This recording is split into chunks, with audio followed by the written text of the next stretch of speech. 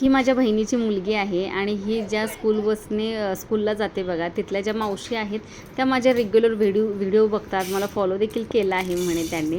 आणि एक दिवस त्या अशाच माझ्या पुरणपोळीचा स्वयंपाकाचा व्हिडिओ बनवत होते आणि त्यांच्यामध्ये चर्चा चालू होती की ही बाई बघ किती पुरणपोळीचा स्वयंपाक बनवते मोठा वगैरे असं. तर त्यावेळेस माझी बहिणीची मुलगी तिथं म्हणजे होती आणि तिनं ऐकलं आणि ऐकल्यानंतर नाही का तिला सांगायचं होतं त्यांना की नाही का ही आहे ना व्हिडिओमध्ये, ही माझी मावशी आहे म्हणून.